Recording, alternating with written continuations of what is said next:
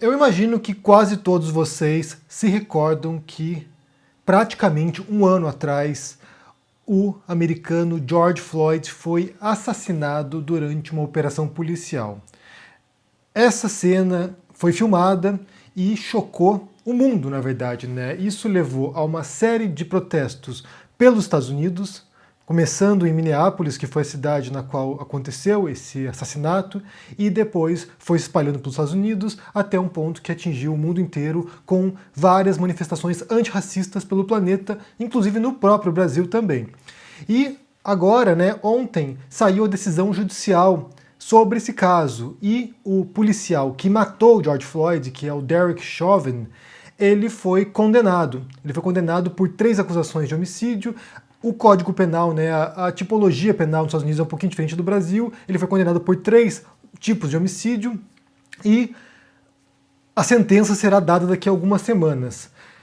Pode ser que ele pegue no mínimo 10 anos de cadeia, o que pode parecer pouco, né, se for pensar na situação e no homicídio e um policial matando um cidadão, mas se for olhar o histórico dos Estados Unidos, de como as coisas acontecem lá e de como os policiais são inocentados geralmente, né? Eles vão lá, executam um cidadão americano, um negro, executam esse cidadão e depois, quando vão para o tribunal, são inocentados porque estão, sabe, no exercício de sua atividade, porque são policiais e isso daria, de certo modo, carta branca para que eles pudessem agir com força letal caso julguem necessário. Então esse julgamento ele foi histórico porque ele responde aos anseios de uma comunidade nos Estados Unidos, de toda a população no geral, né? População que se preocupa com a justiça, e, de certo modo, dá uma resposta dizendo o seguinte, pelo menos nesse caso em particular, que eles não vão aceitar, não vão tolerar esse tipo de abusos policiais. É claro que é um caso, é uma exceção, na verdade, porque boa parte dos casos de policiais envolvidos em homicídios de cidadãos negros acaba simplesmente com o policial sendo inocentado, mas essa exceção, de certo modo, pode abrir um precedente, ou deveria abrir um precedente para que isso acontecesse mais frequentemente. Porque há um ciclo, né? Um ciclo de violência e de morte, de sofrimento nos Estados Unidos. Você tem uma operação policial, um policial mata um negro, a população se revolta, se indigna, esse policial ele é julgado, inocentado, e aí o país explode. E aí o país pega fogo, literalmente, né? Como a gente viu, por exemplo, em 92, com o caso do Rodney King, que foi espancado brutalmente pela polícia nos Estados Unidos, em Los Angeles. Os policiais são processados, vão para o tribunal e são inocentados. E quando eles são inocentados, a população de Los Angeles põe tudo abaixo, tá com fogo na cidade. E aí você tem um documentário bem interessante chamado LA 92, que em português seria Los Angeles 92, que mostra justamente isso, os protestos, a revolta, os saques e a violência que se dá decorrente da indignação popular diante dessa impunidade de policiais que abusam do seu poder, que levam à brutalidade e às vezes à morte das pessoas, e isso vai demonstrando como, na percepção e nessa estrutura racista nos Estados Unidos, a vida dos negros vale menos. E na verdade as histórias se acumulam, né? Eu citei esse caso do Rodney King, mas é uma das muitas histórias que você ouve nos Estados Unidos desse tipo de abuso policial.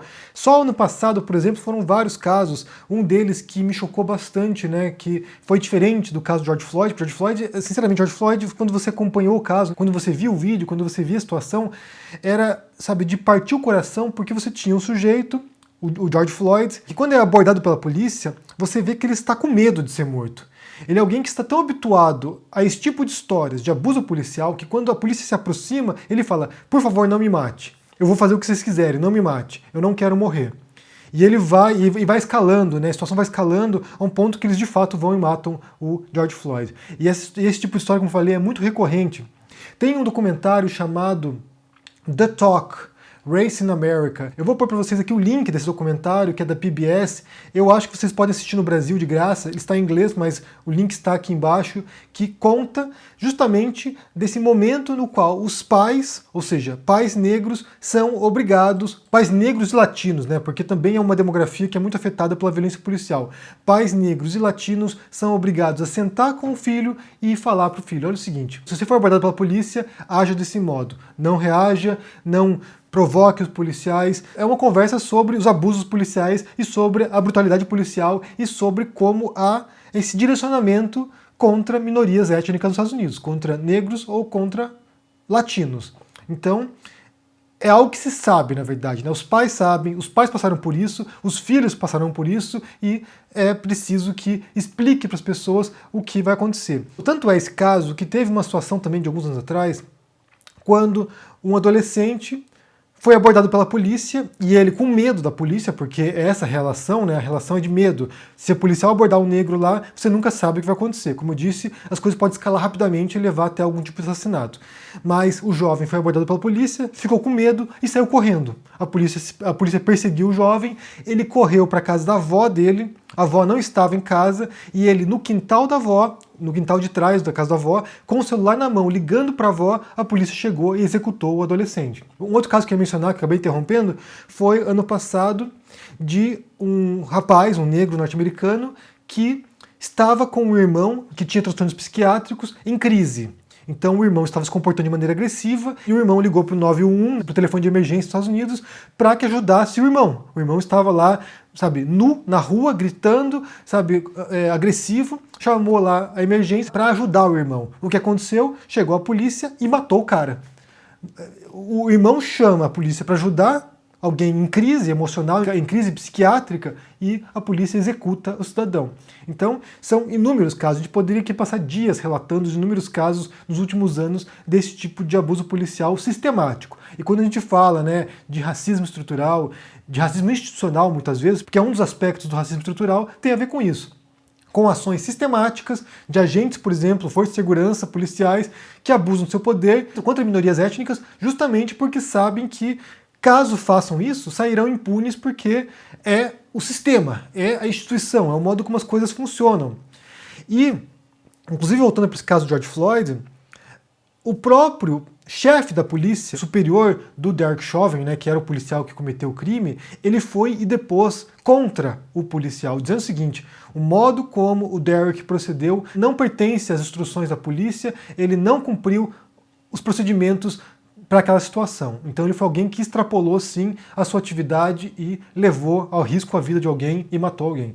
Então, eu já falei várias vezes para vocês aqui, na verdade, e vou repetir porque vale insistir nesse ponto. Para a gente poder resolver um problema, para a gente poder abordar uma questão, antes de tudo é preciso identificar o problema, é preciso saber onde está o ponto que está dando defeito. E o racismo é um desses problemas que tem que ser abordado identificando como ele começa e como ele é mantido, como que ele é cotidianamente reproduzido. Porque essas coisas não começam do zero, não começam do nada. Claro que tem uma trajetória, tem uma história, né? O racismo, por exemplo, tem todo um legado da escravidão, do mercantilismo, é óbvio isso aí é histórico, mas a reprodução cotidiana e a manutenção dessas estruturas de dominação, elas têm uma origem e a gente pode compreender como elas funcionam. Se a gente não compreender isso, é impossível resolver esse problema. Eu vou dar um exemplo para vocês aqui. Vamos supor, claro, um exemplo particular, né? Vamos supor que você tenha um filho. Todos os dias você fala para ele: mas você é burro, você é estúpido, você é ignorante, você não sabe o que faz, você é um incompetente, você é um nada, você é um lixo. Você passa todos os dias, você passa a vida inteira reproduzindo isso e agredindo o seu filho também, porque ele é um burro, estúpido e merece apanhar porque ele não faz nada certo. Então você vai criando uma dupla linguagem de violência. Uma linguagem de violência simbólica, emocional e uma linguagem de violência física, de agressão. Então você passa a vida inteira reproduzindo isso. Que tipo de autoestima, que tipo de valor próprio você acha que essa pessoa vai ter?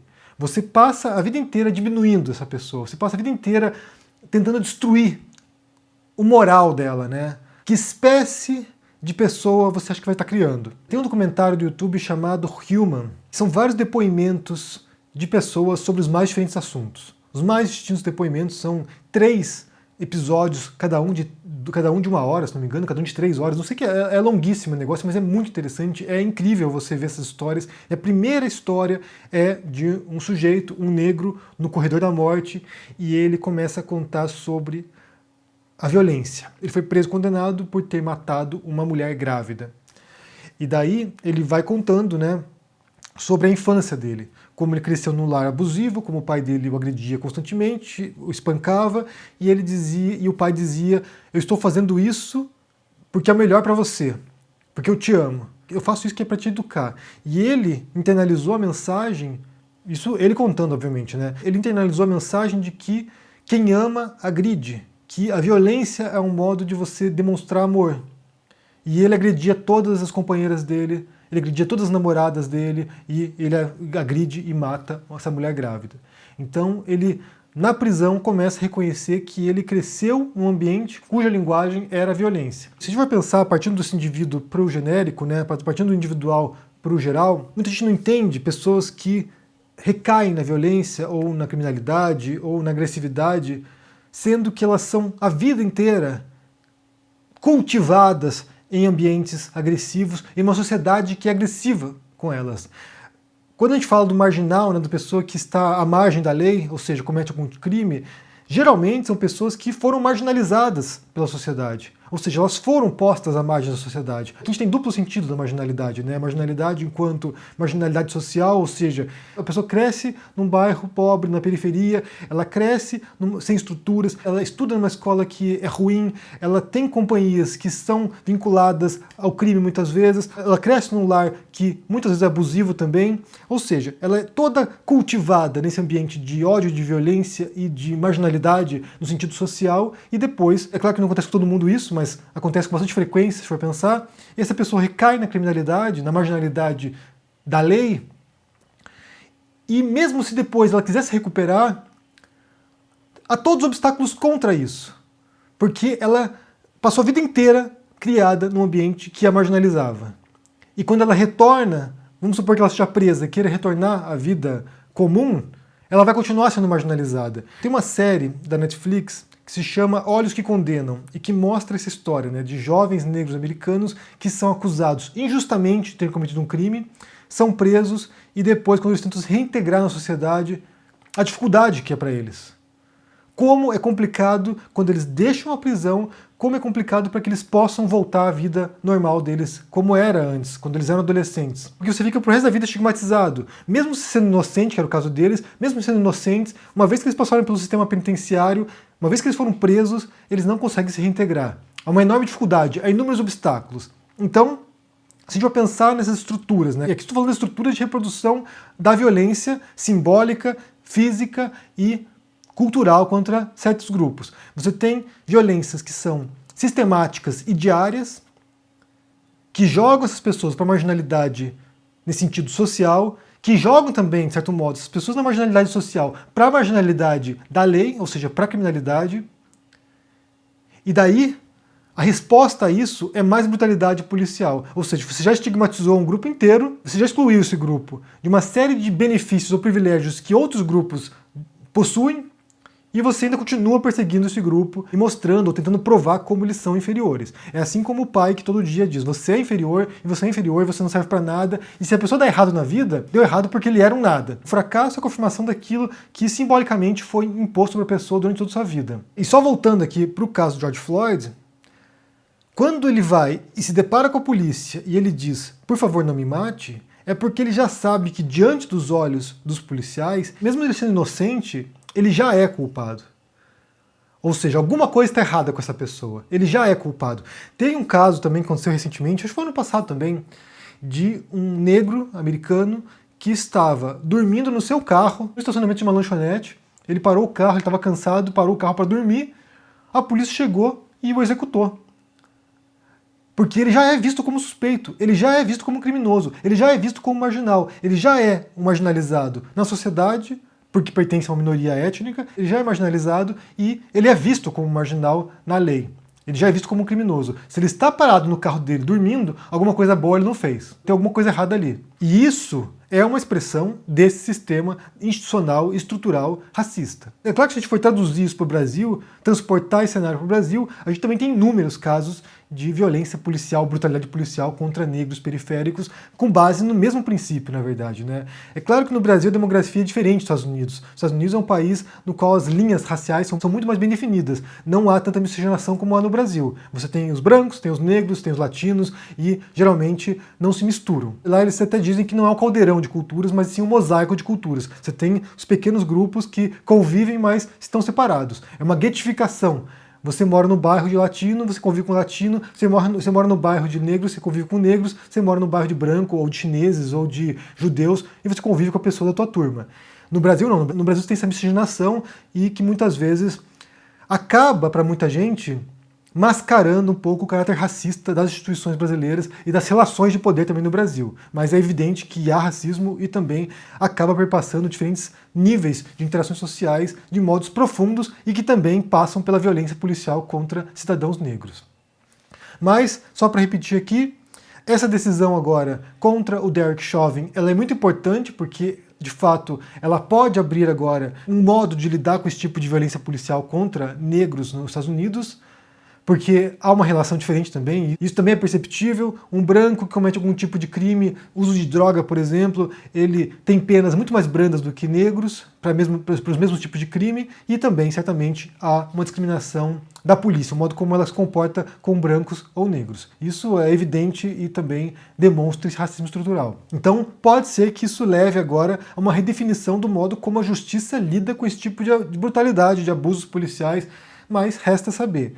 Eu recomendo que vocês assistam a esse documentário, The Talk, que fala sobre isso, sobre essa conversa que os pais negros e latinos têm com seus filhos, sabendo já da marginalização que eles vão sofrer, tanto social quanto policial, judicial, ou seja, pessoas que, se forem pegos fazendo coisa errada, vão sofrer as consequências de maneira muito mais duras do que brancos com os mesmos atos. Assistam essa série da Netflix, se vocês não viram ainda, Olhos que Condenam, porque mostra justamente isso, né, como é um sistema que se mobiliza para criminalizar os negros. E também me digam o que vocês pensam agora sobre essa decisão judicial dos Estados Unidos, né? Se isso pode levar a uma mudança de percepção e de práticas em relação a esse tipo de abuso policial, ou se vai continuar sendo uma exceção. É um caso excepcional, teve uma grande repercussão, manifestações monstro pelo mundo, mas num próximo caso a prática retorna ao velho racismo e à velha discriminação de sempre. Me diga no comentário aqui embaixo o que você pensa, deixa o joinha, se inscreva aqui no canal, se torne um membro ou um apoiador para dar uma força, se torne um aluno do ICL, estamos com cursos de escrita e narrativas por lá, para quem deseja aprender a escrever, se tornar um escritor,